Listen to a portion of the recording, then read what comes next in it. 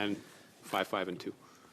Thank you to all the witnesses for taking the time to join this very important study, and thank you, Chief Roskamp, for your testimony. I'd like to start with you, because we heard witnesses earlier in this meeting say that the instances of criminals committing crime on bail are outliers. That was the exact word that one of them used. That when criminals commit crimes on bail, they are outliers. Is that your experience on the ground as a police officer, Chief Roskamp? That is not my experience. The vast majority of individuals committing criminal offenses today are doing so pre-trial in a pre-trial recidivist way. Just for context here, St. Thomas is a small community, but relatively speaking, fewer than 50,000 people. What is the volume, if you had to estimate, of these prolific offenders, these individuals that you would attribute to engaging in chronic criminality, and what is the burden that your police service is shouldering as a result of those individuals? That's a great question. I can give you some statistics. Between 2022 and 2025, our police service laid approximately 7,500 criminal code charges. Of those 7,500 criminal code charges, 2,000 were failing to comply with court disposition. Consistently, year after year, we see about 33% of our charges being failed to complies.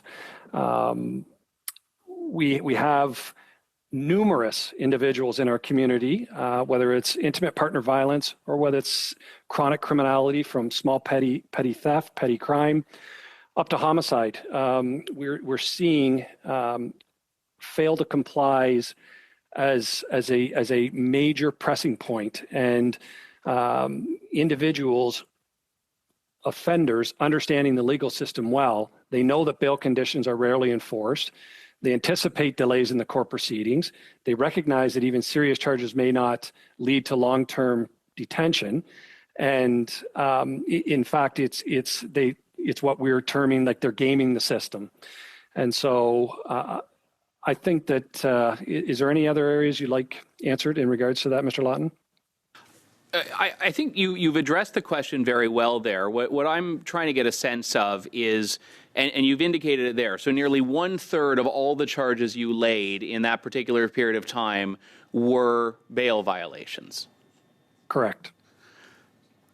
So explain to me, if you can, Chief Roskamp, the effect this has in particular on smaller communities, because I know historically, 10 years ago, for example, before the Liberal government formed, there was an attitude in St. Thomas and communities of similar sizes across the country that basically these were all big city problems, and now we've seen this trickle down. So what is the effect on your resourcing, given that you are so comparatively smaller than the Torontos and the Vancouvers of the country? This is a great question. The rise of violence and chronic criminality in small communities, it has far-reaching effects, and it creates widespread fear and trauma in communities and undermines the safety, a sense of safety of our residents. Violent incidents can reduce investment. It can harm tourism. It can increase municipal budgets. It increases municipal budgets, my budget as a police service.